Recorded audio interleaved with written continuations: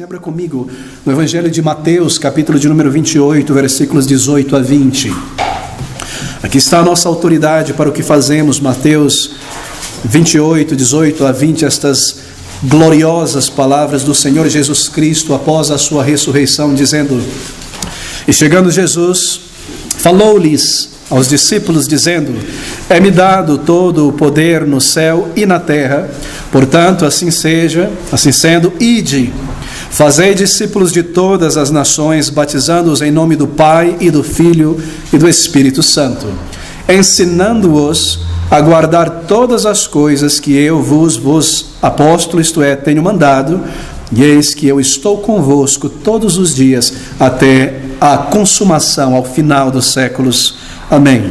Palavras do Senhor Jesus Cristo, ditas após a ressurreição, tão cheias de autoridade, tão cheias de significado e de encorajamento. Na verdade, um comando, uma ordem dada ao Senhor Jesus Cristo, aos apóstolos, aos discípulos, de irem por toda parte, por todo o mundo, levando esta mensagem do Evangelho da Graça Redentora. Foi um comando não somente para aqueles apóstolos ou para a primeira igreja que ouviu.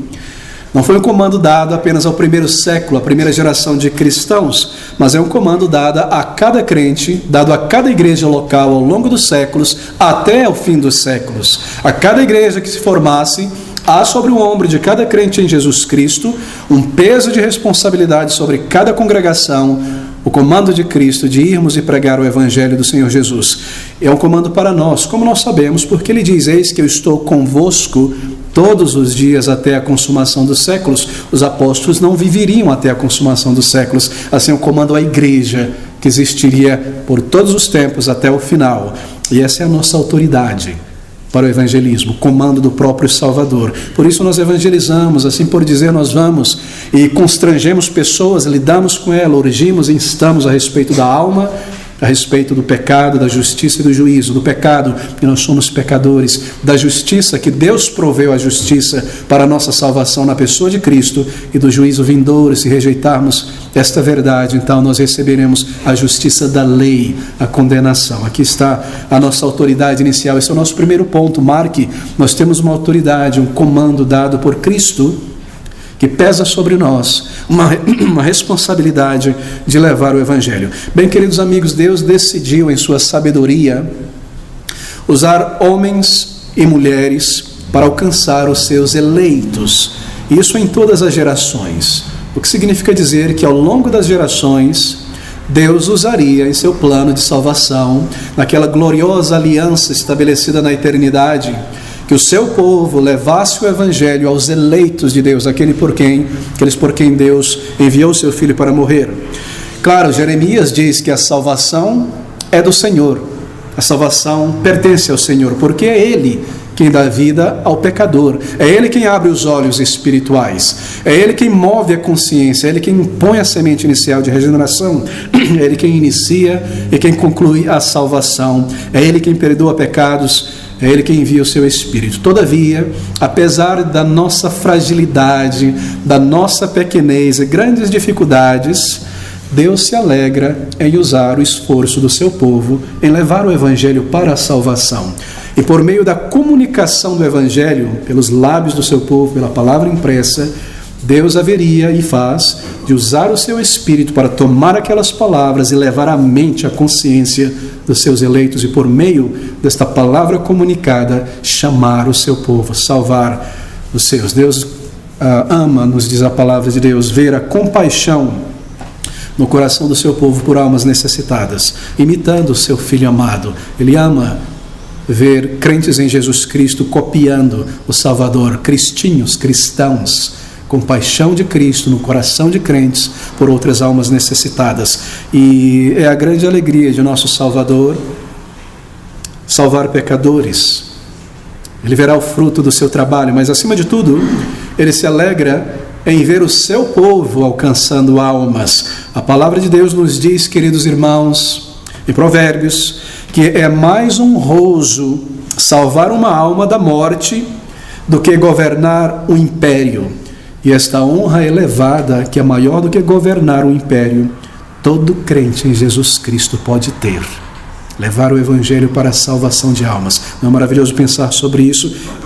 Essa é a nossa honra, esse é o nosso privilégio. Bem, assim Deus decidiu usar instrumentos humanos. Esse é o nosso segundo ponto em evangelismo.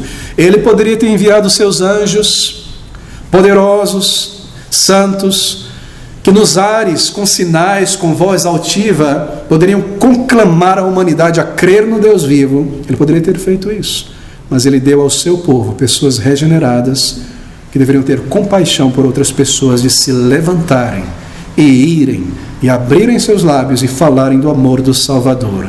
Essa é uma obra grandiosa, mas é um privilégio muito grande. Assim Deus usa instrumentos humanos. E no trabalho do Evangelho, além de nós termos uma autoridade que é dada por Cristo para fazer o que nós estamos fazendo, é importante mencionar isso, porque há muitas vozes contra este evangelismo direto e pessoal. Nós ouvimos isso em nossos dias. E além também de saber que Deus utiliza instrumentos humanos, não é algo acaso, por acaso, que nós vamos sair em amor por Cristo e talvez Ele abençoe, por acidente alguém vai se converter. Não, que Ele tenha comandado que crentes evangelizassem por meio da pregação da palavra, pessoas seriam salvas. Nós também temos uma mensagem bem específica. Nós comunicamos o Evangelho. Abra comigo em Mateus capítulo 13, versículo de número 3. Aqui está a nossa mensagem. Se eu posso dizer erradamente, o nosso produto, o objeto que nós conduzimos e levamos às pessoas. Mateus 13, versículo 3. Ouça essas palavras. E falou-lhes muitas coisas por parábolas, dizendo: eis que o semeador saiu a semear. Bom, e aqui está aquela famosa parábola do semeador, não é? E você sabe que todas as parábolas do Senhor Jesus, marque isso, é muito importante. E os milagres do Senhor Jesus Cristo, todos eles são salvíficos. Todos eles comunicam a mensagem do Evangelho. Cada uma das parábolas do Senhor, normalmente ele pregava o Evangelho, então na sequência ele vinha como ilustração do que é o reino de Deus, o que é arrependimento. E aqui está uma poderosa, que é a parábola do semeador. Bem, a semente, obviamente, nessa parábola é o Evangelho, não é? O semeador é o próprio Salvador e também os seus servos que espalham a boa semente. Mas a semente é o Evangelho. E algo bastante óbvio aqui que nós devemos marcar, que é isso: você e eu, nós não criamos essa semente, nós não a produzimos. O Evangelho não é o produto do nosso raciocínio. Nós não sentamos numa mesa e começamos a pensar em uma mensagem da parte de Deus, como Deus se comunicaria, revelaria ao ser humano, de que maneira Ele deseja se apresentar. Não, nós não fazemos isso. A semente nos é dada, pronta, preparada. Esse é o Evangelho. Assim nós temos uma semente que vem de Deus, uma mensagem específica na palavra de Deus, que tem um começo e um fim, tem um formato, uma anatomia. Ela pode ser manuseada, assim por dizer. Nos foi dada esta semente, ela vem do alto, vem de Deus. E eu gostaria de colocar esta semente agora debaixo do microscópio, para nós observarmos em um minuto, com mais detalhe, como é esta semente, sua característica, sua anatomia, sua aparência, sua essência. Bem, o que é o Evangelho que nós pregamos? Nós temos a autoridade de Cristo, o comando. Deus usa instrumentos humanos e a nossa mensagem a ser levada nas ruas, pessoas com quem nós conhecemos, é o Evangelho. Mas o que é o Evangelho? Bem, essas são uma das perguntas mais necessárias em nossos dias. Sobretudo porque nós estamos num período em que muitos grupos se reúnem em defesa do Evangelho, em uma, digamos assim, uma coalizão pelo Evangelho, uma associação em prol do Evangelho, e eles tentam definir o Evangelho. O que nós vemos é uma redefinição do Evangelho, muitas vezes. Bem, o que é o Evangelho que nós pregamos? A nossa eficácia, a nossa instrumentalidade nas mãos do Senhor vai depender muito da nossa clareza em nossas mentes a respeito do que seja esta mensagem que nós comunicamos. Se nós não estamos claros aqui nesta tarde sobre o que seja o Evangelho, então nós vamos ter dificuldade em comunicá-lo, em expressar, em manusear a palavra de Deus. Assim é muito importante ter clareza. Tenho usado alguns exemplos, vou recapitular. Muito do que eu vou falar nesta manhã é recapitulação de alguns pontos que nós já lidamos no passado e muita coisa nova também. Nosso tempo é muito curto, eu gostaria de lidar com tantos aspectos e eu vou fazer uma sugestão no final do estudo sobre uma continuação para uma outra oportunidade. Mas veja, a Igreja Católica, ela tenta definir o Evangelho. E ela diz assim: O Evangelho, essa é a definição do Evangelho, está no Catecismo da Igreja Católica, você ouve isso. O Evangelho é a graça de Deus em todos os aspectos da vida humana. Isso quer dizer que tudo aquilo que a igreja, segundo eles, faz, qualquer coisa que a igreja faz, isso é o Evangelho. Seja a ministração do sacramento, seja o ensino de doutrinas, para eles é o Evangelho, sejam obras sociais, levar sopa às pessoas na rua, orfanatos, ações de caridade, tudo isso para eles é o Evangelho. O Espiritismo segue uma linha muito próxima, muito parecida com esta ideia do catolicismo romano. Mas eu não preciso te dizer que essa não é a posição protestante bíblica e que a Igreja do Senhor Jesus Cristo tomou a posição sempre de que o Evangelho são doutrinas salvíficas da palavra de Deus, deste livro divino. Isto é, Deus revelou através de proposições nesse texto a ser registrado o que seja o Evangelho, e o Evangelho são essas doutrinas salvíficas, são temas de salvação. O Evangelho é aquela parte da verdade, aquela parte da Bíblia, pela qual almas são salvas, são justificadas e trazidas para Deus. Então, depois dos católicos, vieram os liberais do século XIX, dentro das igrejas protestantes, e começaram a dizer que o Evangelho, esta semente, é qualquer obra social, qualquer palavra ou qualquer mensagem dirigida do púlpito às pessoas, da Bíblia, claro. Isso para eles é o Evangelho. Eles começaram a espalhar esta ideia. Mas a igreja evangélica fiel, a partir de então, manteve-se firme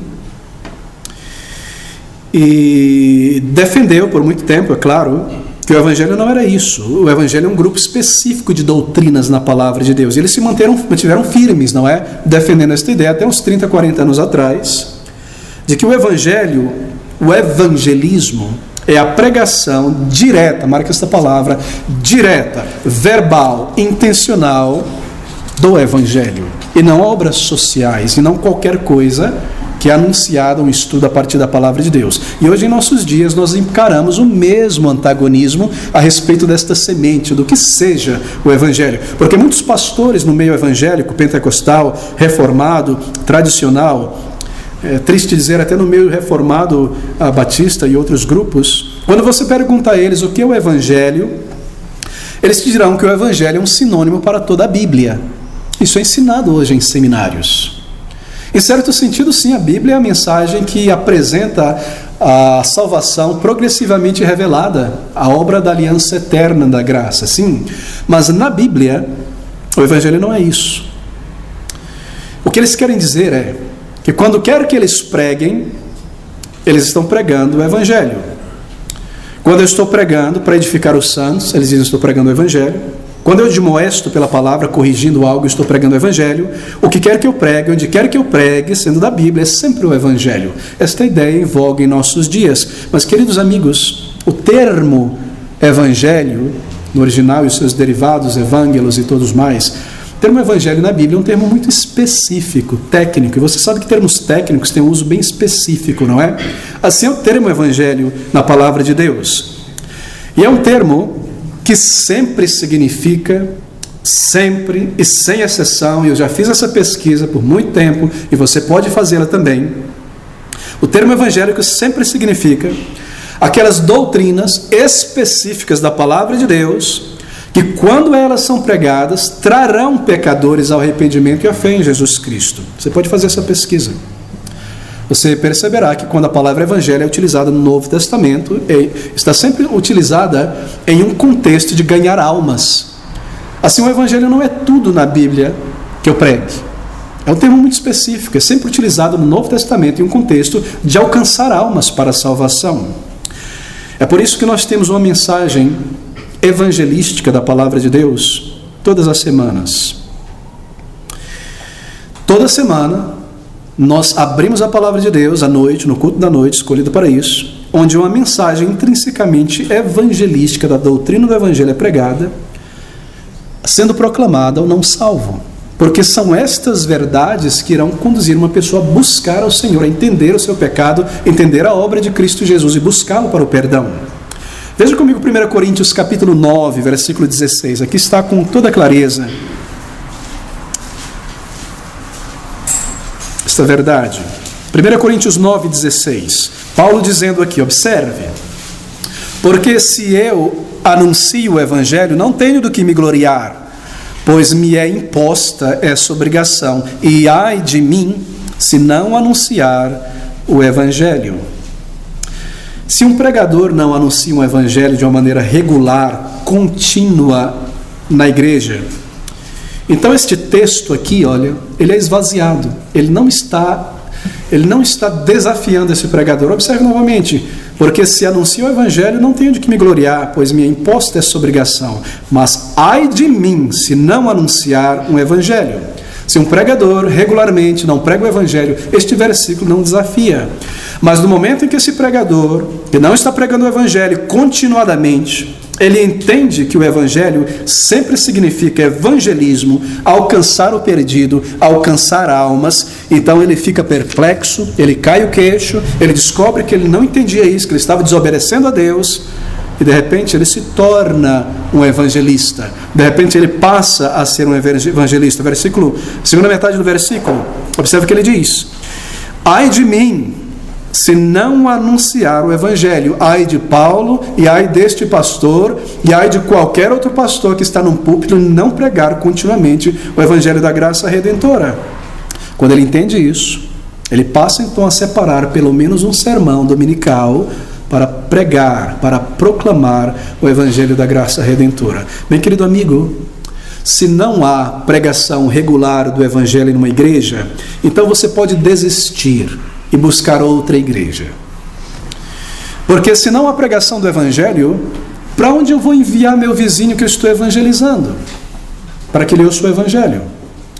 A minha igreja não prega o evangelho, então essa igreja também, veja, não terá evangelismo nos pontos de ônibus, nos metrôs, nas ruas. A minha igreja não prega o evangelho todo domingo, então ela não terá evangelismo nas ruas, porque para onde é que eu vou enviar as pessoas que estou evangelizando para ouvir o evangelho? Crentes não aprenderão a comunicar o evangelho se o pastor não pregar o evangelho continuadamente, nem o povo de Deus se engajará, veja você, em uma medida completa de adoração a Deus, porque o evangelho, meus irmãos, é quem desperta em nós uma percepção profunda daquilo que Deus fez por nós. Gratidão, senso de dívida profunda, de alegria dirigida a Deus.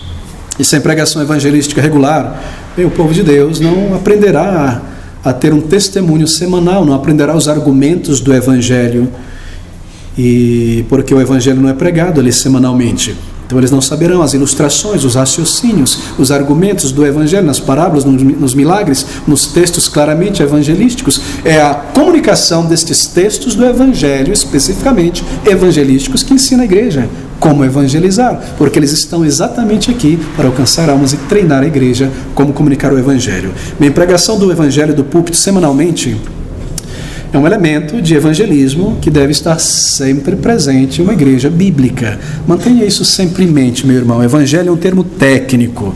Sempre significa aquelas doutrinas específicas da Bíblia que, quando pregadas pelo poder de Deus, trarão pecadores à fé em Cristo Jesus. O evangelho são temas salvíficos. Essa é a nossa semente. Deixa-me resumir.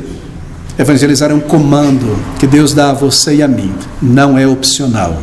Algumas igrejas erram em suas estratificações, classificações, seu vocabulário inventado por eles, parte tirada da Bíblia. Eles dizem assim: pastores, deixa eu começar um pouco mais em cima.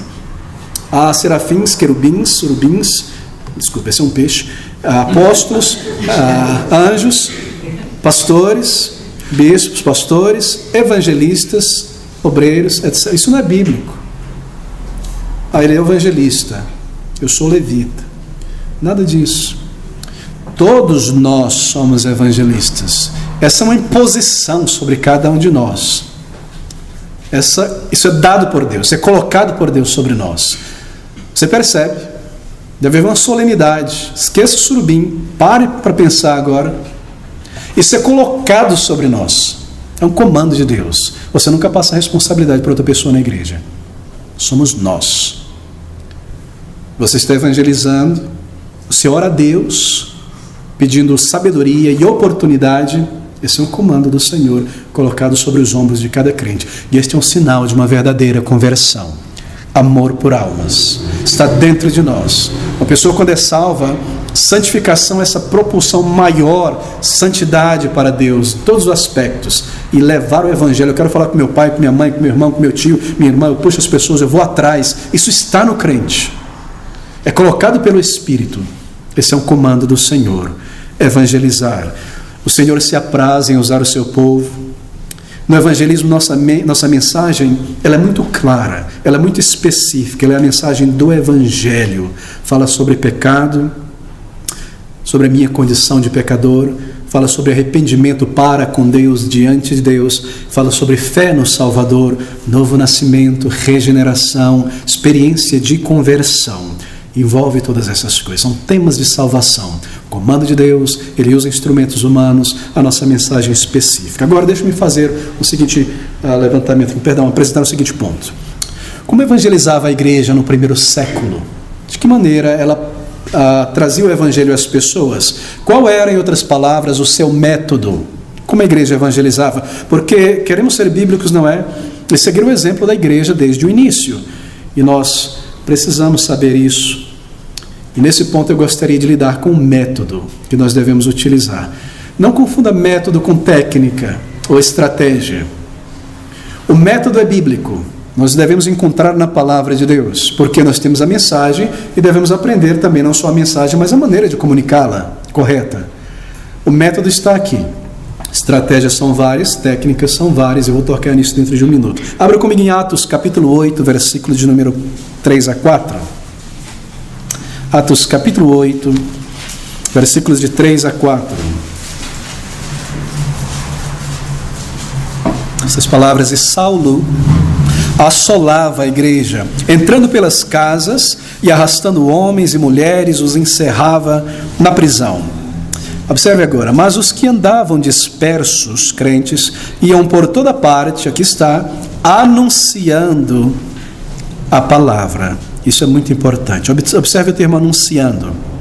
Ele aparece novamente no contexto de evangelismo ao longo das páginas de Atos. Esse aqui, queridos amigos, é o método do Espírito Santo. Eles iam em todas as direções fazendo o quê? Anunciando. A palavra anunciar também pode ser traduzida como proclamar. É a mesma coisa. Você anuncia algo, você proclama algo. Literalmente no grego, evangelizando. Eles eram crentes comuns, como você e eu. E aqui nós temos indivíduos evangelizando em toda parte. Isso mostra que desde o primórdio, desde o início da igreja, o povo de Deus obedeceu a grande comissão, o comando do Senhor Jesus Cristo. Cristo comandou aquele grupo de apóstolos que estavam ali, ele subia ao céu, e os discípulos, e eles ensinaram às igrejas, e nós vemos a igreja que obedecendo ao comando, ao ide do Senhor Jesus Cristo, de uma maneira muito pessoal, não é? Individual, se espalhando e pregando o Evangelho. Assim, os salvos no início, eles evangelizavam de uma maneira pessoal, porque eles criam firmemente nessa tarefa pessoal, individual, de testemunhar. Foi uma ordem do Senhor Jesus Cristo, uma ordem absoluta do Salvador. Eu quero fazer um apelo aqui nesta tarde a uma defesa dos caminhos antigos no que se refere ao evangelismo. Porque com frequência nós somos tentados a pensar que nós precisamos em cada geração continuadamente de novos métodos. Não é isso que nós ouvimos?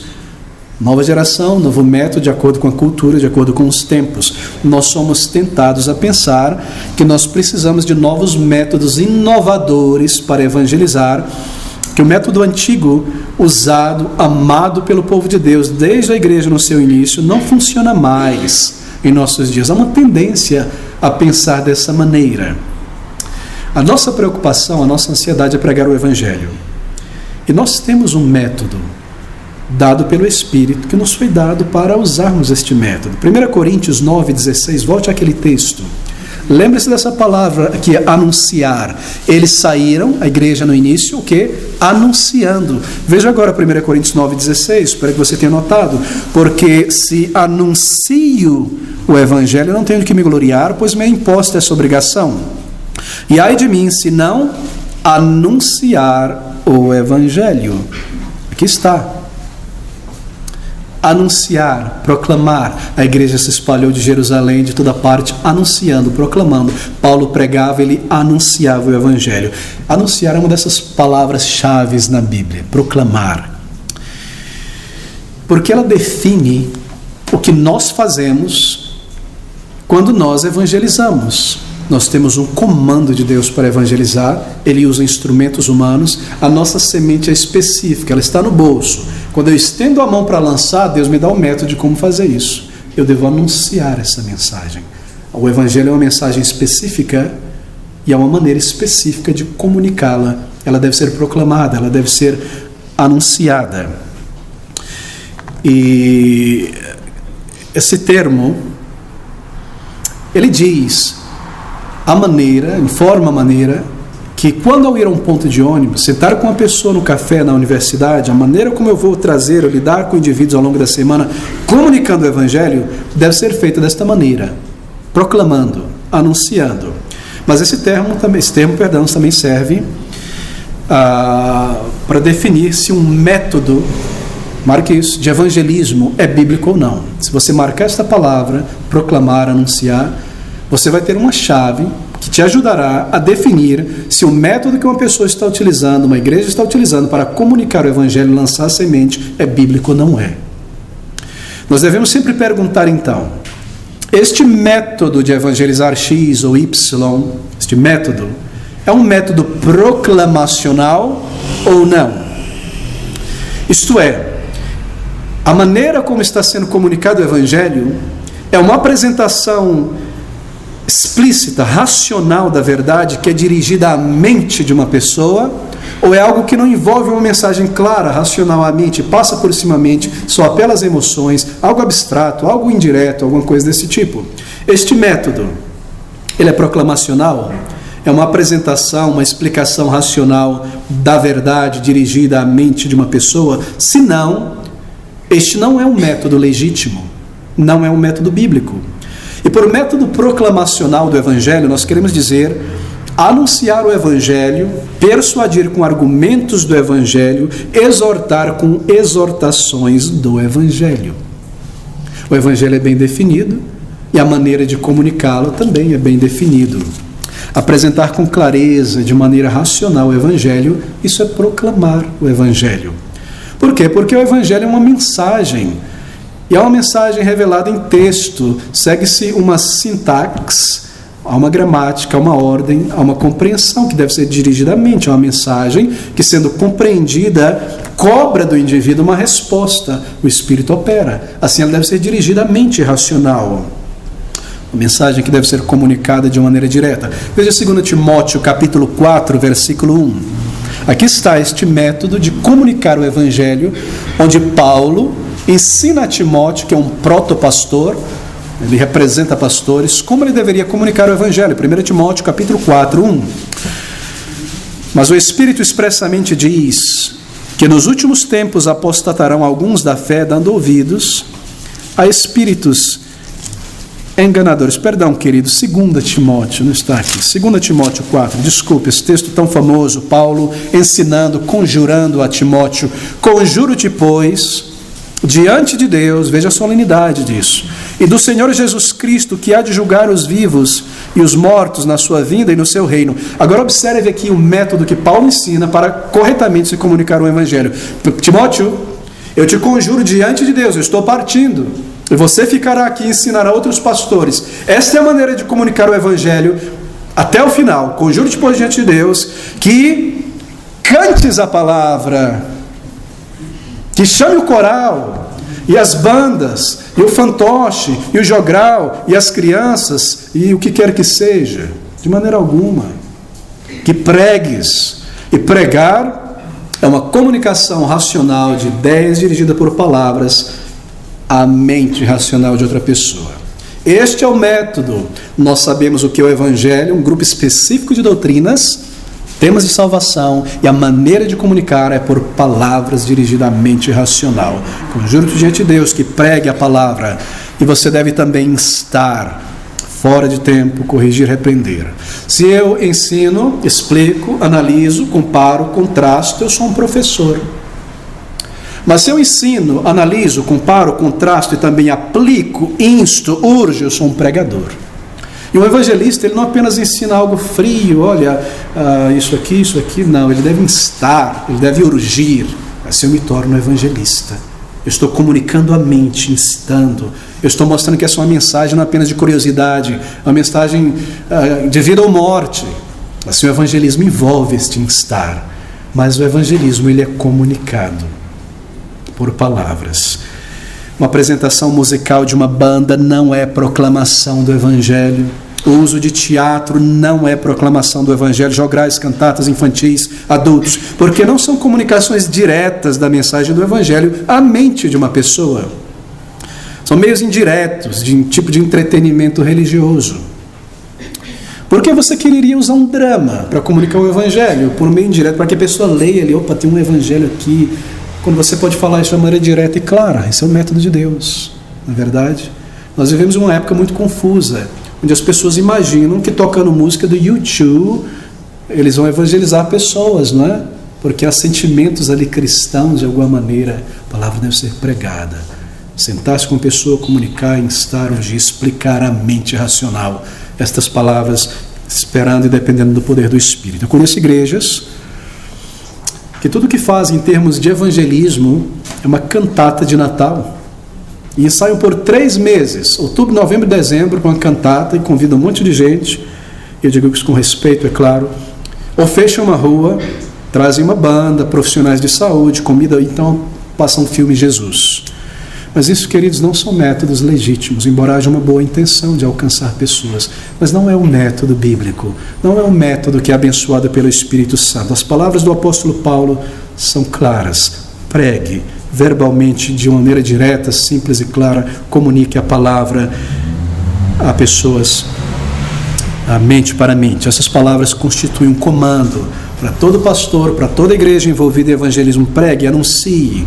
E essa mensagem, ela deve ser por necessidade anunciada por palavras. Pregue a palavra, palavras diretas, claras, dirigidas à mente e à razão do não salvo. Porque esse é o método bíblico, proclamacional, método antigo, tradicional. Desde o início, eles saíam anunciando. Paulo diz, ai de mim se eu não falar, se eu não anunciar. E nós devemos usar todos os meios possíveis para anunciar o Evangelho, porque é através do Evangelho que pessoas são salvas. Aqui está a primazia da pregação do Evangelho do púlpito.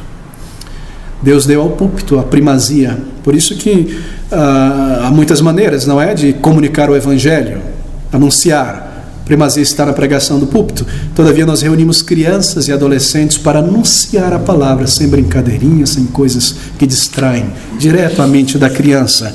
Nós também vamos aos pontos de ônibus, ao metrô, e o que nós estamos fazendo ali, conversando, anunciando palavras, instando, razoando com a mente. Nós colocamos a mensagem do Evangelho no rádio, na TV, na internet, distribuímos literatura que traz a mensagem do Evangelho de uma maneira racional, apelando à mente, instando com a mente. Vamos aos orfanatos, à vizinhança, porta a porta, polícia, praça pública, em toda parte, mas comunicando de uma maneira clara, com a voz, com palavras, a mensagem do Evangelho. E isso deve ser feito não uma, não 2 vezes, mas continuadamente, seguir fazendo isso ao longo dos meses, dos anos, até a consumação dos séculos. Você percebe? A mensagem é a mesma e ela deve ser feita continuamente até a consumação dos séculos. Não é algo opcional. Foi assim que nós fomos alcançados. É uma responsabilidade colocada sobre os ombros da igreja e de todo crente. Sempre lançando a rede do Evangelho em todas as direções a um círculo cada vez maior de pessoas. Por que nós fazemos isso? É um comando de Cristo. Deus tem determinado que irá usar o Evangelho. O Espírito Santo dará à pessoa fé para a salvação, conforme ela ouve o Evangelho. Agora veja, o Espírito de Deus não dará a uma pessoa a fé para a salvação, arrependimento, conforme ela assiste um DVD gospel. Porque senão é um método do Espírito. Ou um teatro, a apresentação de uma banda. Ah, pastor, eu fui salvo vendo aquele contexto. Sim, não foi por causa disso, foi apesar disso. Pode ser que Deus já tinha movido em você antes, ou depois, ou de alguma maneira a palavra teve que alcançar a tua mente, e a minha também. Assim Deus opera, letra. Assim, na pregação do Evangelho do púlpito e nosso testemunho pessoal na semana, nós tomamos o cuidado de manter o método escolhido, selecionado pelo Espírito Santo de Deus, um método que ele irá autenticar e usar para trazer convicção de pecado a pecadores, arrependimento e fé no Senhor, comunicar de uma maneira direta por palavras a mensagem de salvação, instando com pessoas. Bem, nós temos aqui então o comando e a autoridade de Cristo para o que nós fazemos, saber que Deus usa instrumentos humanos, é o propósito dele, entender que a semente, a mensagem é muito específica, doutrinas de salvação, temas salvíficos, arrependimento, fé, e nós lembramos também que o método de comunicar também foi dado por Deus, a mensagem e o método também nós devemos honrar. Agora deixe-me falar sobre como alcançar diferentes tipos de pessoas. Nós não teremos tempo pelo curto espaço para lidar de uma maneira muito direta com aquela questão muito prática de como iniciar a conversa, de como lidar. Eu quero sugerir um outro encontro para nós lidarmos, que tomaria um tempo um pouco maior, porque são muitos detalhes e também sugestões e conselhos para engajarmos ali na rua. Mas eu quero trazer algo, você encontrará também em nossa escola de evangelismo, que está na internet, e trazer um número de aspectos que eu não consegui lidar naquele estudo pelo tempo também. Como identificar pessoas? Bem, o Senhor Jesus Cristo, ele deixou o exemplo perfeito para a sua igreja. A mensagem do Evangelho, como ele pregava o Evangelho, nós vemos que ele fazia a sua pregação a tipos diferentes de não crentes. Quando você observa, por exemplo, seja um bom estudioso da palavra de Deus, quando você observa os encontros do Senhor Jesus Cristo com não crentes, você observa que ele usava estratégias diferentes para falar à alma de grupos diferentes de pessoas. O mesmo método, o mesmo evangelho, estratégias diferentes, não métodos diferentes. Ele sempre pregava a palavra. Veja comigo Marcos capítulo 1, 58, para nós estabelecermos este ponto. Marcos 1, 35 a 38. Ele pregava a palavra, sempre foi o seu método. E levantando-se de manhã muito cedo, fazendo ainda escuro, saiu, isso é Jesus, e foi para um lugar deserto, e ali orava.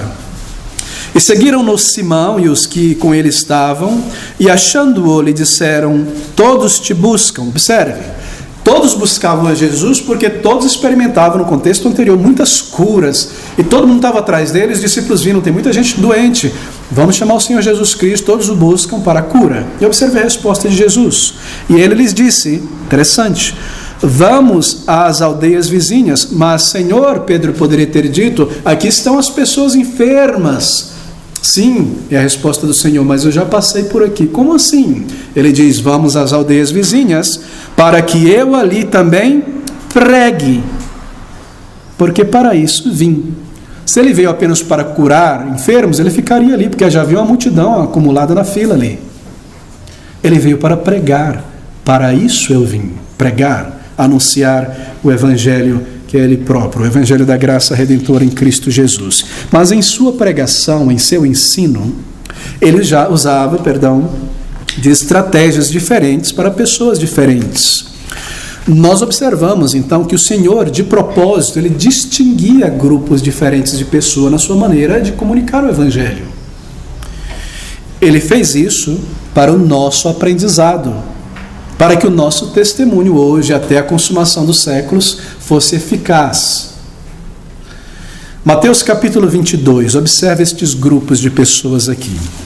É muito interessante.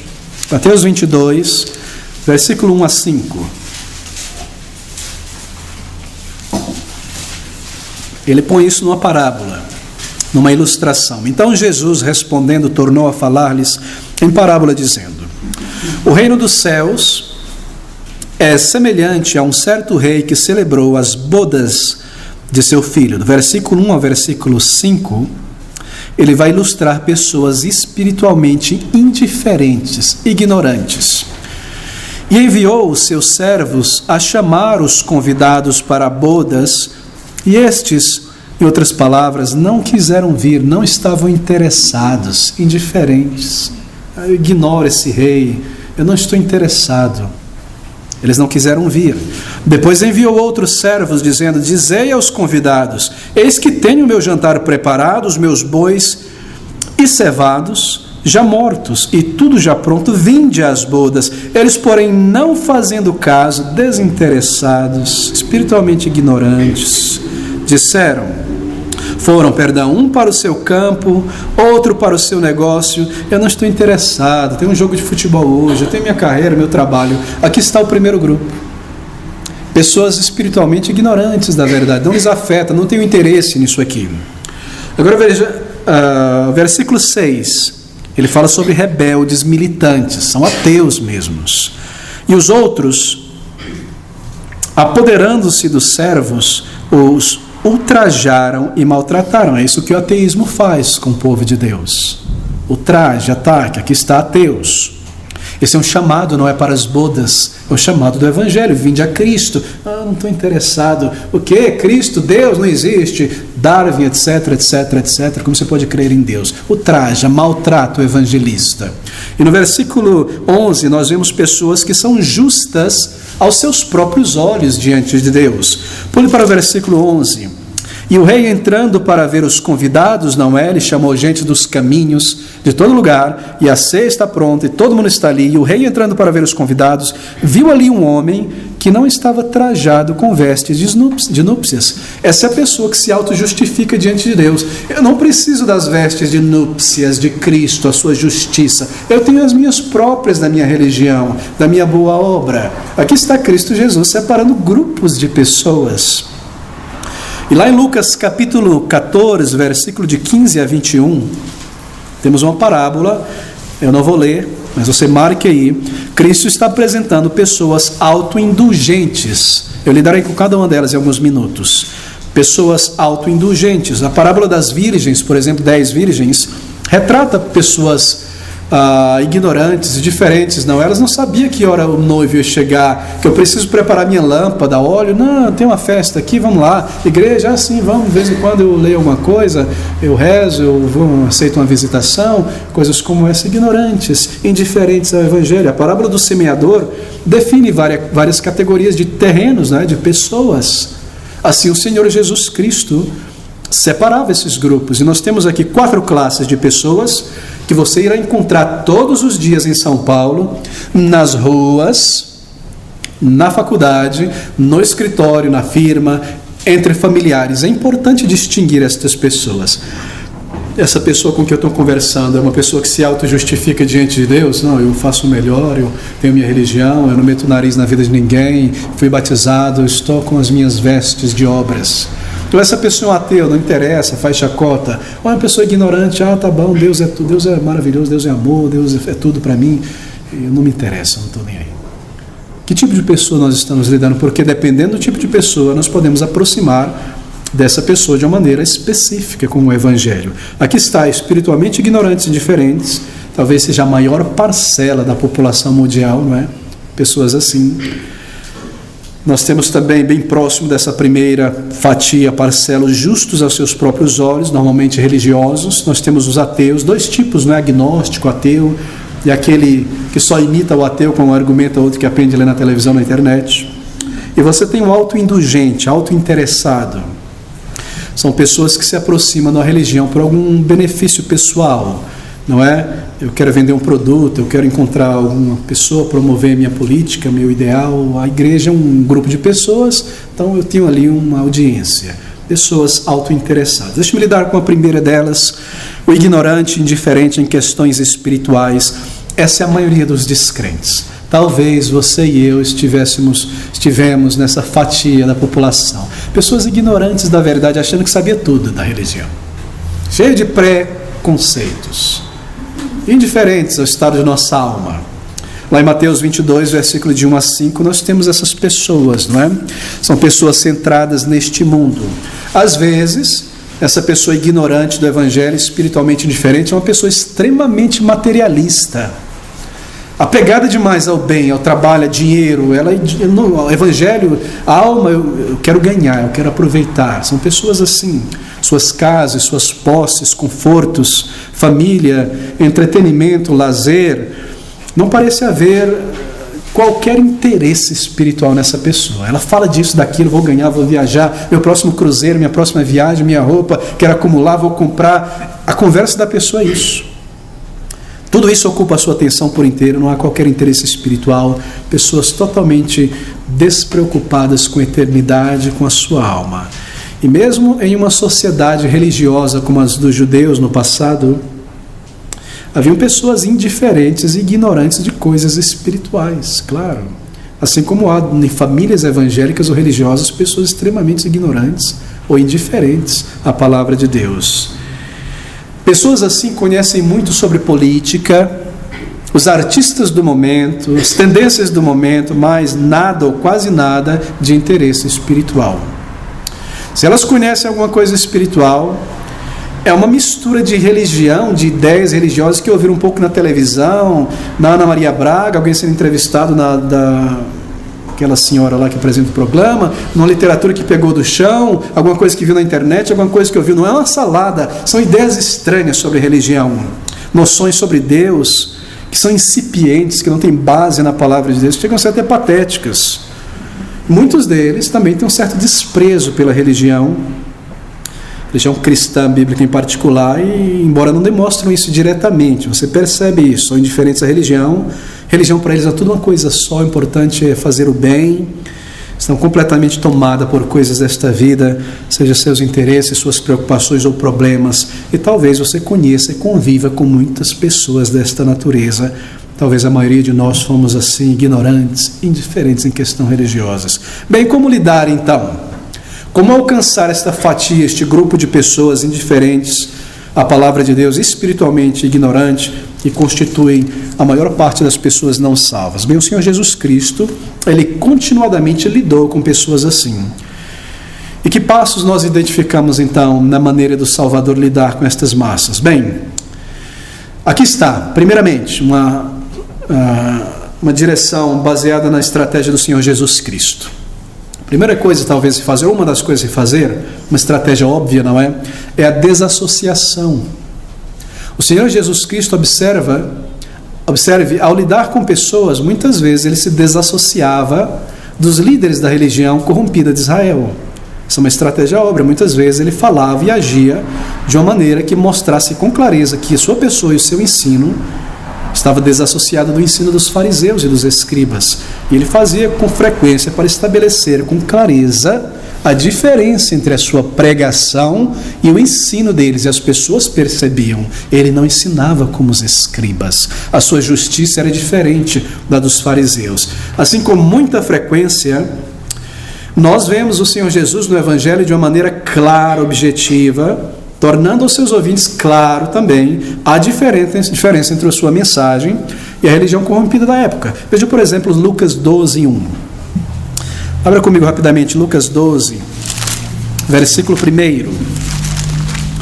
Ajuntando-se, entretanto, muitos milhares de pessoas, de sorte que se atropelavam uns aos outros, começou a dizer aos seus discípulos, aqui está, desassociação: acautelai-vos primeiramente do fermento dos fariseus, que é a hipocrisia. Bem, certamente nós precisamos fazer o mesmo. E a primeira coisa, muitas vezes, que você precisa fazer é tentar, ao dialogar, ao conversar na rua com a pessoa, traçar uma distinção clara para as pessoas entre cristianismo bíblico, genuíno, e as perversões e distorções do cristianismo que as pessoas estão acostumadas a ver em toda parte, na televisão, etc., a respeito das quais elas se afastam naturalmente e ridicularizam, não é? Você precisa traçar uma diferenciação entre aquilo que você está comunicando, aquilo que você crê, e aquilo que elas têm em mente, que elas fazem chacota e ridicularizam. A minha mensagem não é essa. O cristianismo bíblico. Bem, não é algo fácil fazer isso, eu concordo. Você não quer ser visto como alguém negativo, não é? Que se eleva sobre os outros, sobre as outras grupos religiosos cristãos. Mas, querido amigo, em teu testemunho, você precisará, com este grupo de pessoas, ignorantes, espiritualmente diferentes, que acham que conhecem a religião, de alguma maneira se desassociar da falsa religião. E às vezes esclarecer para as pessoas sobre a diferença entre verdadeiro cristianismo bíblico e essas distorções, e as besteiras, e o charlatanismo, e as coisas absurdas que são feitas por aí em nome da religião cristã e da Bíblia. É necessária essa desassociação. A pessoa espiritualmente ignorante, ela deve começar a perceber que há uma diferença clara entre o que você crê e ensina daquilo que ela vê por aí, porque ela tem uma amiga no local de trabalho que dá um mau testemunho, um amigo, um patrão, uma pessoa extremamente mundana, mas que vai numa igreja, talvez da teologia da prosperidade, e ela pensa que aquela pessoa é um crente em Jesus Cristo e dá um mau testemunho. Então essa desassociação, ela é necessária. Outras vezes, segundo ponto, ao lidar com pessoas espiritualmente ignorantes ou indiferentes, você vai precisar também surpreender, aguçar a curiosidade das pessoas, talvez através de uma declaração, ou de uma pergunta, ou de uma explicitação de alguma coisa. Porque muitas vezes esse grupo de pessoas imagina que tudo que uma pessoa precisa fazer para o céu, ter o céu, é tentar ser uma boa pessoa, não é? É isso que transparece às vezes no que a pessoa diz. Tentar ser uma boa pessoa, às vezes você precisa surpreender. Use o método de Cristo. Surpreenda com verdade. Cristo continuadamente surpreendia: se a vossa justiça não for maior do que a dos fariseus e escribas, nunca entrarão no reino de Deus. Como? Os fariseus e os escribas estão na ponta da fila, na porta de entrar, eles guardam a lei, se vestem como religiosos. É surpreendente. Se eles não entram, ai de mim. Aí você explica que boas pessoas não entram no céu, baseado em sua bondade. Você pode perguntar ou explicar: se depende de mim, não é do meu esforço, por mais sincero, por que Jesus Cristo veio ao mundo? Porque Ele precisou morrer. Se depende de mim. Você pode dizer: nem todo mundo é um filho de Deus. Isso choca as pessoas às vezes. Você pode dizer: sim, somente aquelas pessoas, claro, que creem no Senhor, que se arrependem e vêm a Ele. Mateus 7:21, nem todo mundo, toda pessoa, que faz milagres, expulsa demônios, que frequenta uma igreja, irá entrar no céu, não. Não é verdade? Nós aprendemos isso em Mateus 7. Então, às vezes, surpreender, aguçar a curiosidade de uma pessoa assim, ignorante, espiritualmente diferente, leva ela a raciocinar, a pensar coisas que ela não pensou antes. Terceiro, ao lidar com a religião, você deve estressar também para essas pessoas o contexto eterno da vida. São pessoas muito materialísticas, centradas em seus problemas aqui, embora religiosas às vezes.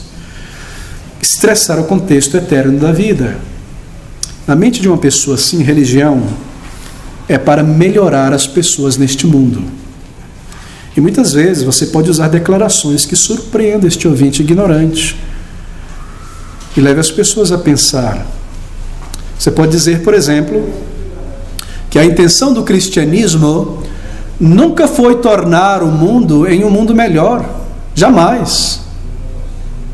Isso surpreende as pessoas que estão acostumadas a ouvir essa mensagem ecumênica, não é? Do espírito católico, que o cristianismo é para melhorar o mundo.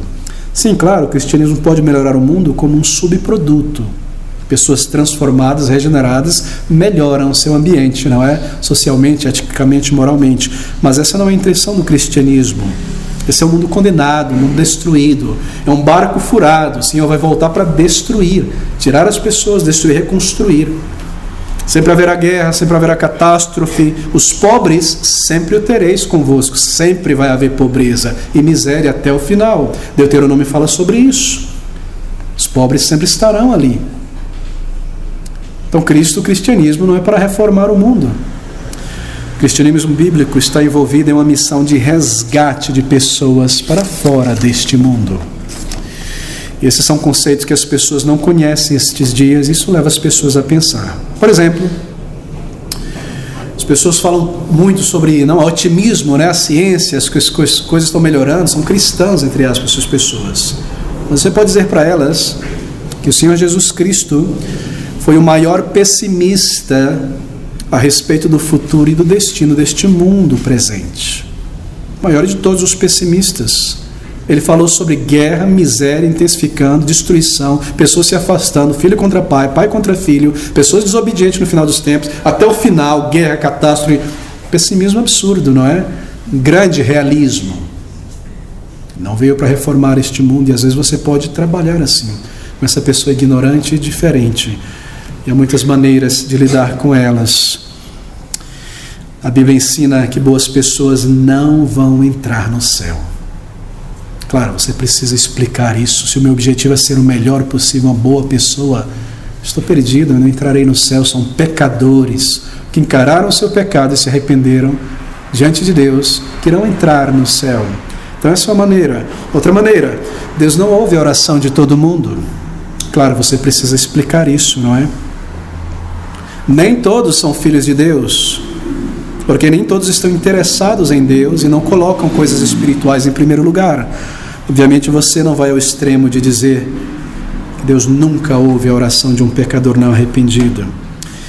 Bem, talvez alguma dessas declarações soem negativas, mas por serem verdadeiras são apenas maneiras de instigar a mente indiferente de uma pessoa não convertida e apresentar os meios da graça. Assim, com pessoas assim, como Cristo fazia, você deve surpreendê-las.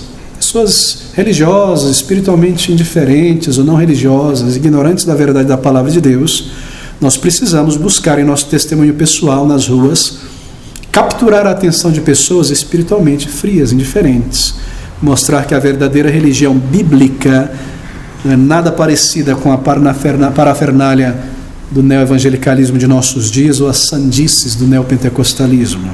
Desassociação, uso de surpresas. Eu vim para trazer a espada, a divisão, estressar o contexto eterno da vida.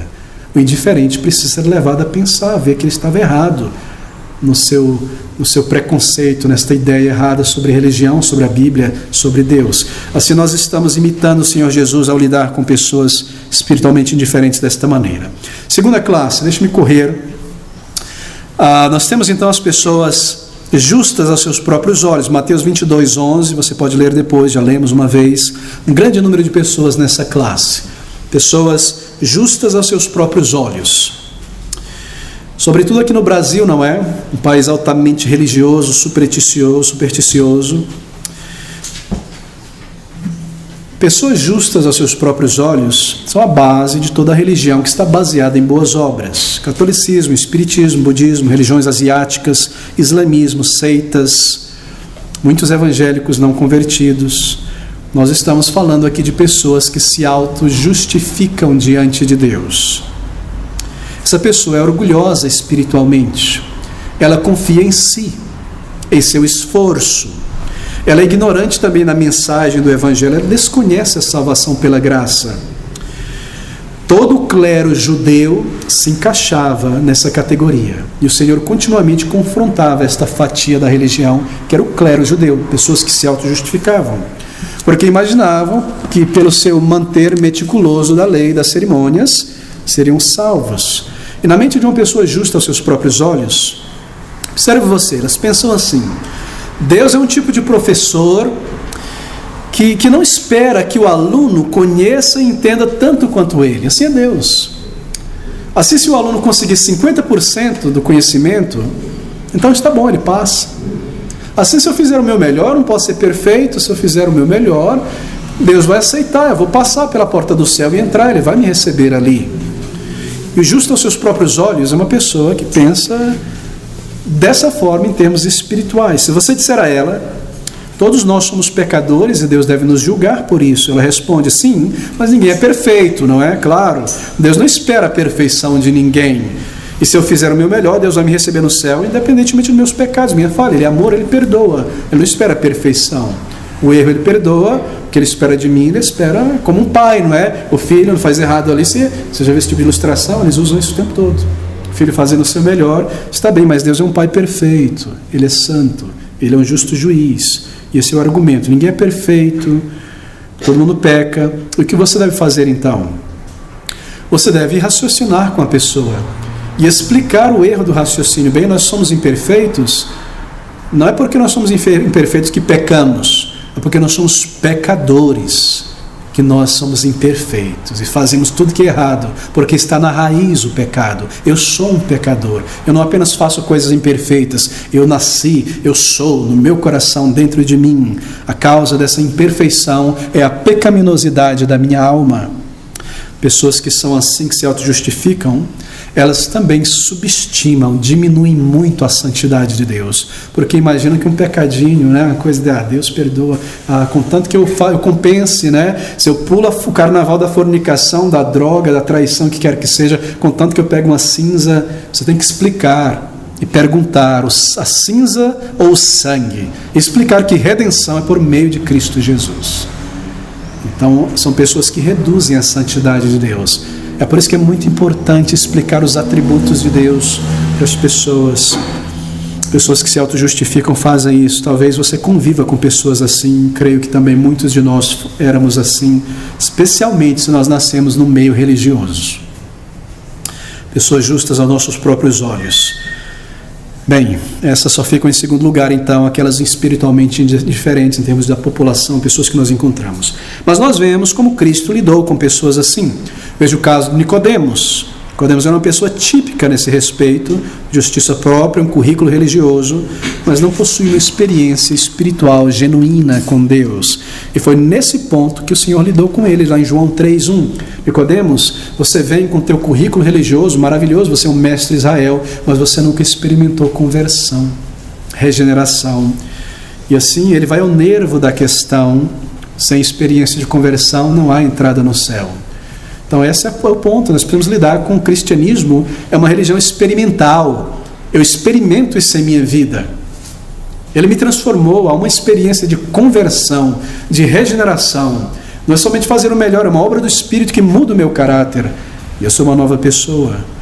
E assim nosso testemunho, junto com pessoas religiosas que confiam em si mesmo, nós precisamos tornar as coisas mais pessoais para ela. Não é questão de ideias aqui no ar, teorias e ideias. Você já experimentou isso em tua vida? Você já nasceu de novo, já foi transformado. Houve um momento, tornar isso algo mais pessoal. E no momento que você menciona muitas vezes o teu testemunho de conversão para ela, isso deixa de ser teórico, se torna pessoal, experimental, a experiência de receber uma nova vida em arrependimento. E a pessoa, ela fica meio como que boiando, né? Eu nunca pensei nisso, eu nunca vi isso, eu nunca entendi isso. Experiência real de conversão. Nós precisamos aprender a falar sobre a experiência do nosso novo nascimento e descrever essa imensa transformação que é a conversão. E mostrar que ninguém pode realizar esta obra em si mesmo. É uma obra do alto, de Deus em nós. E receber vida espiritual na alma, um novo caráter, somente Deus pode dar. Isso deve ser buscado dele, diretamente dele.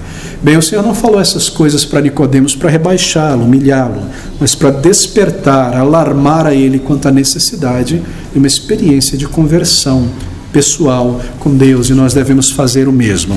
Levar uma pessoa que se auto-justifica a perceber que talvez ela não possua nada mais do que um currículo religioso, sem nenhuma experiência real com Deus, novo nascimento. E na esperança, ao fazer isso, que a pessoa entenda que cristianismo não é uma questão de auto-reforma religiosa, mas uma experiência espiritual de conversão na alma. Bem, deve ser sempre enfatizado, ao lidar com pessoas religiosas, isso é muito importante. Você deve sempre enfatizar o ensino bíblico sobre pecados do coração. Porque a pessoa religiosa, muitas vezes, ela reconhece em si mesmo certos pecados externos, exteriores. Eu fumo um cigarrinho, vou parar, uma bebidinha, de vez em quando eu faço uma fezinha na loto, e já fiz umas coisas ou outra, né? Escorreguei ali, etc. Às vezes certos vícios, não é? São enfatizados em seus erros. Meu é esse vício, isso aqui, como se fosse a sua maior falha. Mas a condição interior do coração é esquecida. E em nossa sociedade católica espírita, e agora neopentecostal, pecado é roubar um banco, pecado é matar duas pessoas, pecado é fazer algo muito absurdo, um mensalão. Isso é o pecado, ou seja, o pecado não está em mim, o pecado está na cadeia, O pecado está na Polícia Federal de Curitiba. O pecado ele está em outro lugar. Eu não faço isso.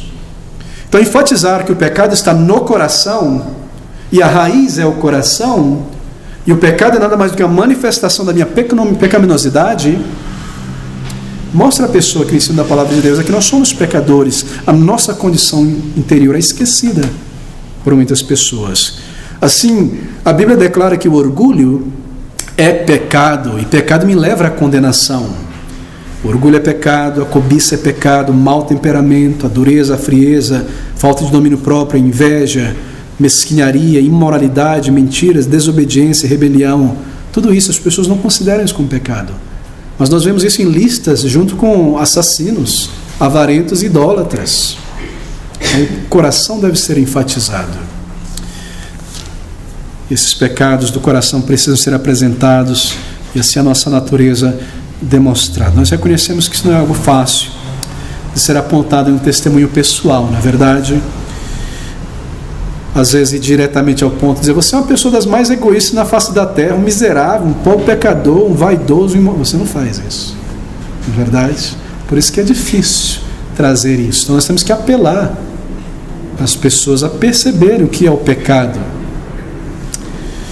Nós reconhecemos que isso não é algo fácil.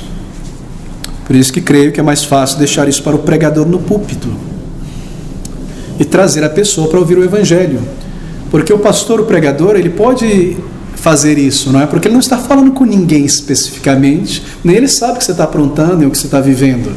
Assim ele pode ter um comando de Deus para falar dessa maneira, crendo que o Espírito irá operar. Claro, nunca querendo reduzir as pessoas, nem desrespeitar ninguém.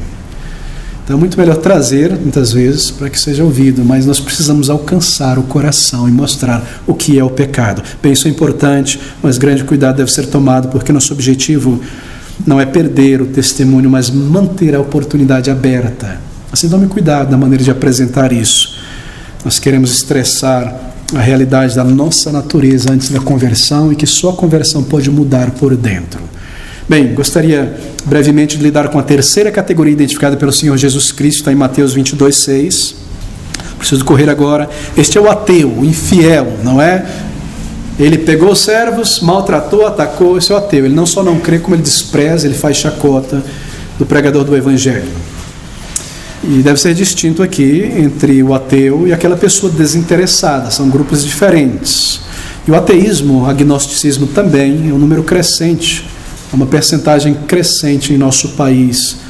Quanto mais o país se torna mais afluente, prosperidade material chega, as pessoas tendem a se tornar mais ateus, não estão confortáveis em seus bens. E conforme a geração de crianças sofre essa lavagem cerebral do ateísmo, escola, na televisão, chega a adolescência e a juventude. E ateus devem ser encarados. E obviamente, segundo a palavra de Deus, que é muito direta e clara, a raiz do ateísmo está aqui, expressa pelo Senhor Jesus. João capítulo 3, versículo 19 e 20. Aqui nós temos a raiz do ateísmo.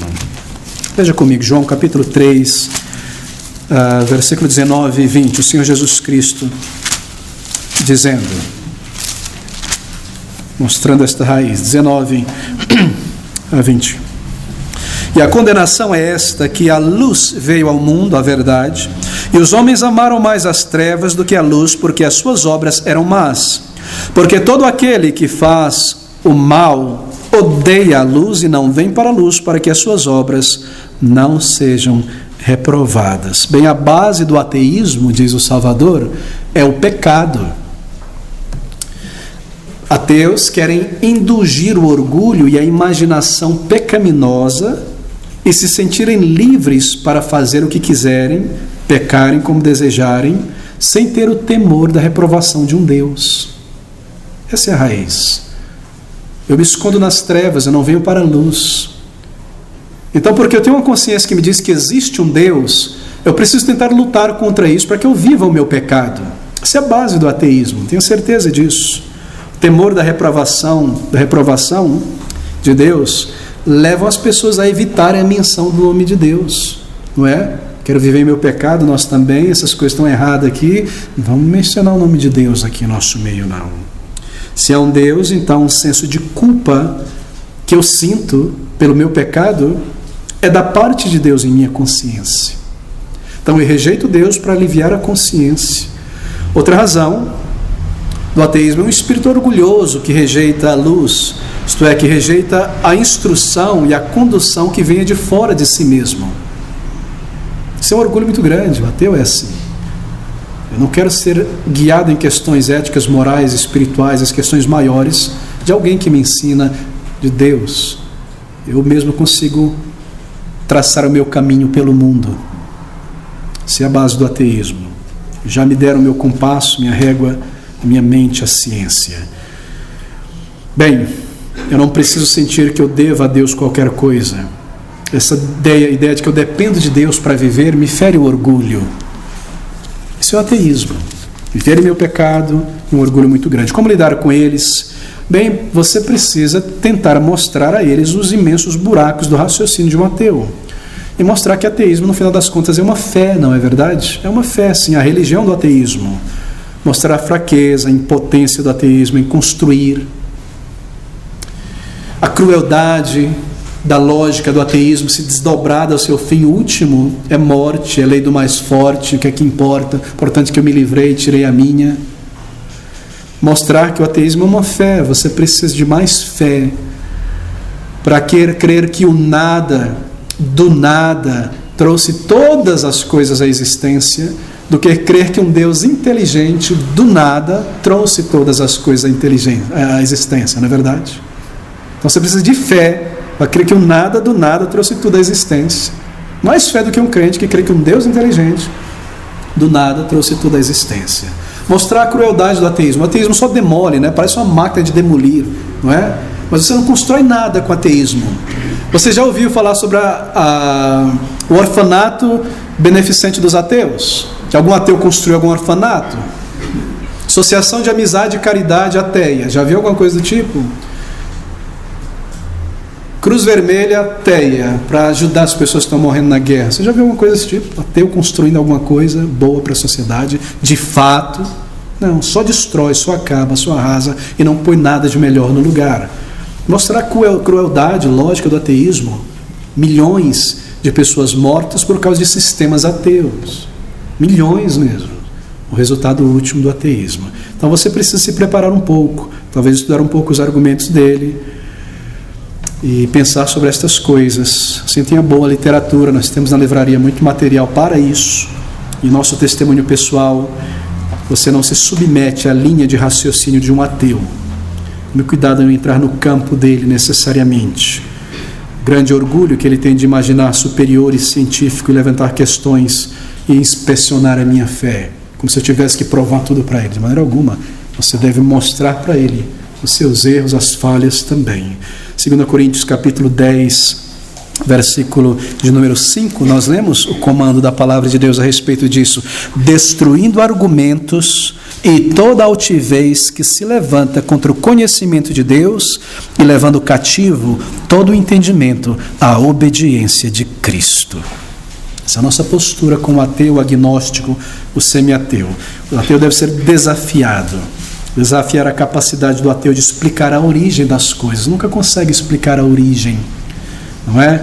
Eu mencionei este exemplo, não é? No outro estudo, eu estava em Londres evangelizando com um pastor porta a porta, e um jovem ateu abriu a porta e começou, depois de um tempo de conversa, a ridicularizar a nossa fé. Mas vocês então creem em mágica, não? Ele dizia, sem chacota, vocês creem em mágica. Como assim mágica? Que Deus criou todas as coisas. Não é que um homem de barba branca com a câmera lá trouxe tudo a existir. Do nada, assim, igual mágica, ele dizia, né? Vocês creem em mágica? Bom, nós precisamos ter que lidar com o rapaz e de alguma maneira mostrar para ele a tolice do que ele crê. Porque ele crê no Big Bang. Você crê no Big Bang? Nós perguntamos, sim, nós creio, claro. Você crê no Big Bang, uma grande explosão? Você crê que toda a complexidade do universo, tudo, você e eu, veio de uma grande explosão assim? Aí ele ficou meio branco e percebeu que ele crê em mágica. Então nós precisamos lidar com ele. O ateu precisa lidar dessa maneira, não é? Mostrar o erro de raciocínio, sua maneira equivocada de pensar e a religião do ateísmo. O ateu deve ser desafiado. Claro, mantenha a cortesia. Seu objetivo é ganhar almas, Mas nós vemos essas palavras firmes aqui de Paulo, não é? Tapando a boca do ignorante que se levanta contra a verdade. Bem, uma última categoria a ser identificada em nosso pouco tempo que nos sobra, é identificado pelo Senhor Jesus Cristo, são pessoas indulgentes ou autointeressadas. Está lá em Lucas 14, 15 a 21. Bem, trata-se de um tipo de pessoa, observe você, há muitos hoje, são pessoas que são atraídas para a religião, para a igreja, não porque pessoalmente elas estão em busca de Deus, da salvação, de uma experiência pessoal de perdão e de uma nova vida. Alguma coisa na igreja, na religião, atrai essas pessoas para a igreja. E há muita gente nessa categoria em nossos dias, muita gente, que enche igrejas em todo lugar. Bem, elas veem a igreja, elas veem a igreja como um palco para os seus talentos.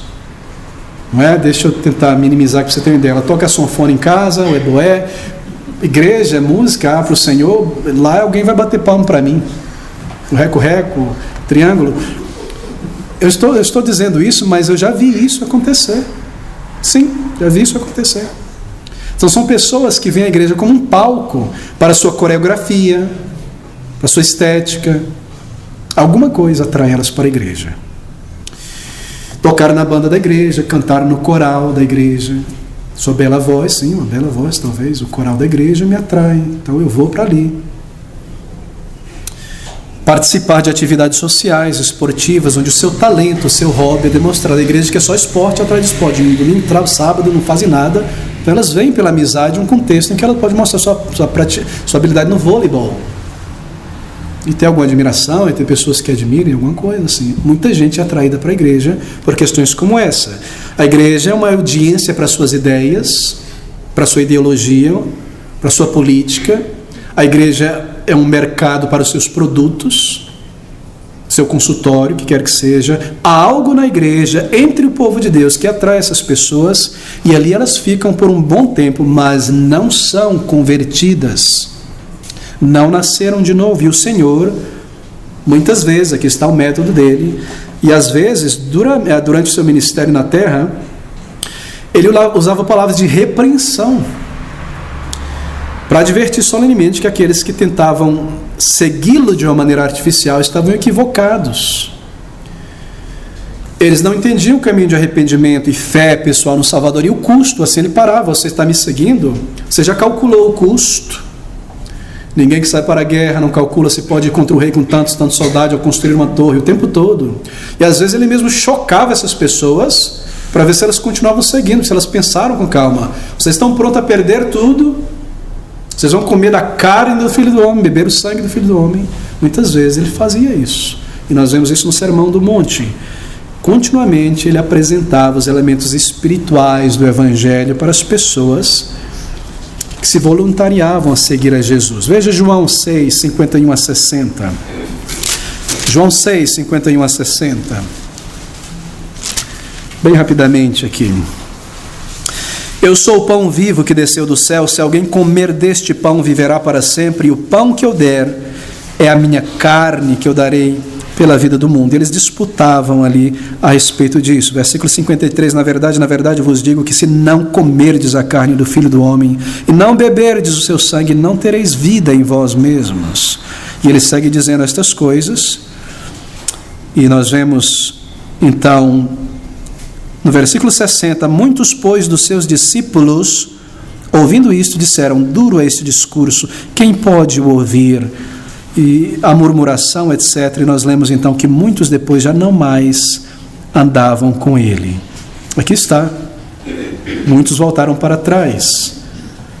O Senhor se torna bastante direto, solene nessas palavras, não é? Mas será que o Senhor ele não se preocupava com o seu ibope? Senhor, isso vai esvaziar a congregação. Será que ele não se preocupava em perder os fãs, os seguidores?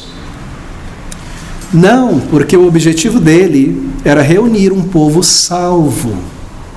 Esse era o seu objetivo: discípulos convertidos, salvar almas. Assim, com verdade, grande compaixão, ele colocava diante da multidão os critérios para um cristão. comer e beber seu sangue, isto é, deixar de buscar os pães e os peixes e os milagres e as curas desta vida somente, e se alimentar daquilo que dá vida eterna à alma e buscar a Cristo e sua mensagem e responder a ela, isso é comer o pão, arrependimento e fé.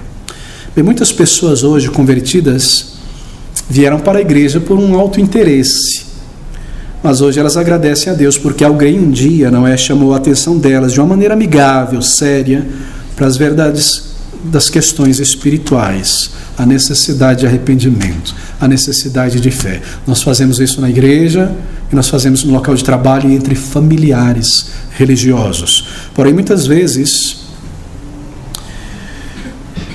as pessoas demoram para responder a isso, porque elas foram asseguradas que o seu batismo, ou levantar a mão e ir à frente, lhes deu a salvação.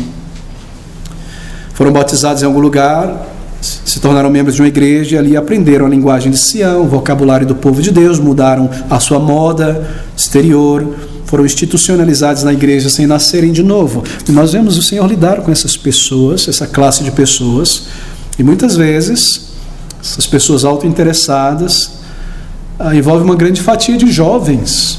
Muitos jovens igrejas são assim, que vêm para a igreja por causa do grupo de jovens, a mocidade cristã, e ali amigos, colegas, vizinhos da mesma faixa etária, são trazidos para a igreja, por membros da igreja, e aos poucos eles se tornam institucionalizados.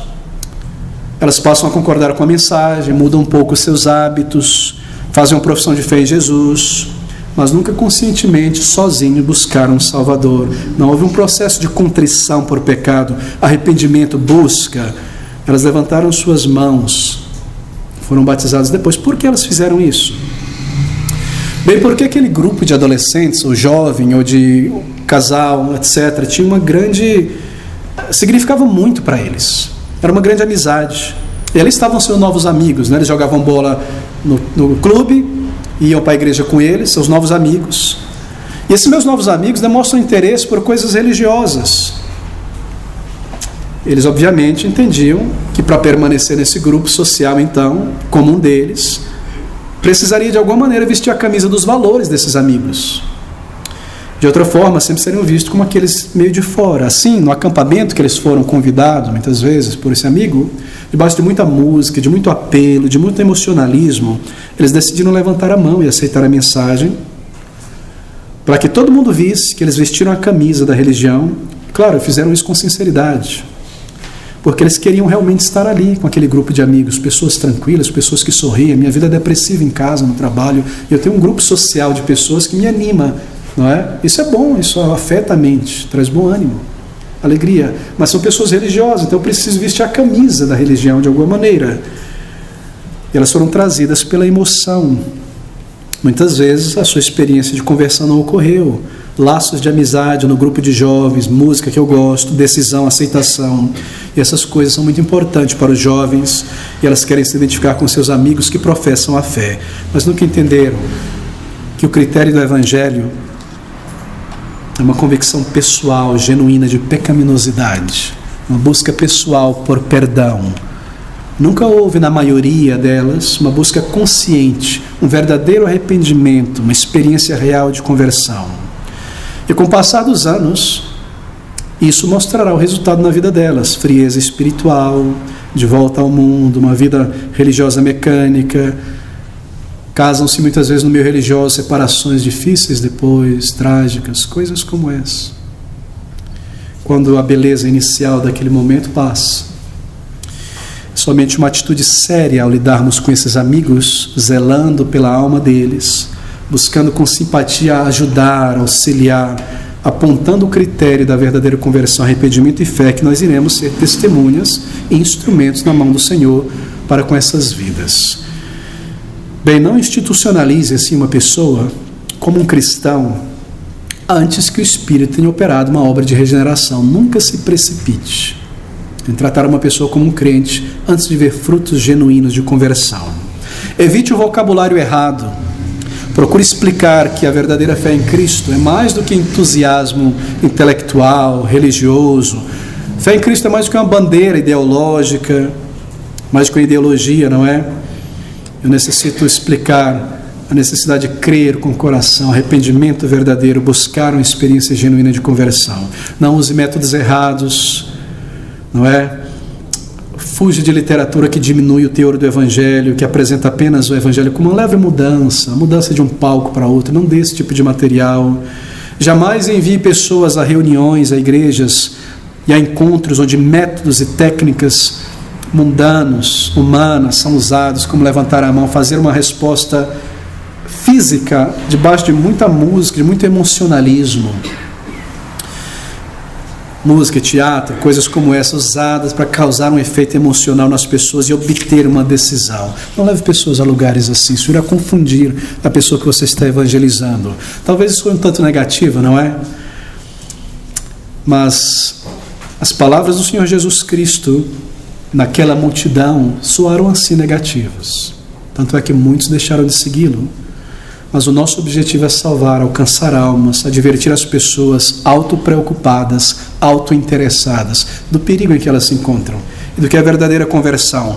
Bem, nós precisamos aprender a reconhecer quando não há nenhum desejo sincero de arrependimento em uma pessoa, nenhuma busca por conversão, e então auxiliar a pessoa. Este grupo deve ser auxiliado desta maneira. Se a conversação, por exemplo, desta pessoa é meramente sobre a sua vida, carreira, política, economia e família, se não há absolutamente nada espiritual sobre a sua vida, sobre a sua experiência com o Senhor, uma vida de oração, gratidão verdadeira ao Senhor, então você deve desconfiar dessa pessoa, por mais religiosa que seja um marido, um tio, um pai, uma mãe, um esposo, um amigo na igreja. É necessário estressar, querido, o ponto da necessidade de conversão, morrer para si mesmo, para o ego, para a velha vida, e agora uma nova vida inteiramente voltada para Deus. Bem, queridos irmãos, há muito a ser dito, nosso tempo já quase se acaba. Se me resumir, nossa autoridade é o comando de Cristo, é um comando a ser obedecido. Deus usa o seu povo para alcançar almas. Nossa mensagem é muito específica e clara, deve ser clara. É o Evangelho, arrependimento, fé, temas de salvação. O Evangelho é uma mensagem específica. Nosso método também é dado pelo Espírito, é anunciar, é proclamar de uma maneira clara, direta, racional. E nós precisamos então identificar esses tipos diferentes de pessoas para tornar o nosso evangelismo mais eficaz. Nós não salvamos almas, nós somos cooperadores com o Espírito, diz a palavra de Deus, e nós precisamos identificar a pessoa, em que momento o Espírito está trabalhando nela. É uma pessoa que já busca identificar essas classes, e assim o nosso evangelismo em dependência do Senhor será muito mais eficaz, muito mais efetivo.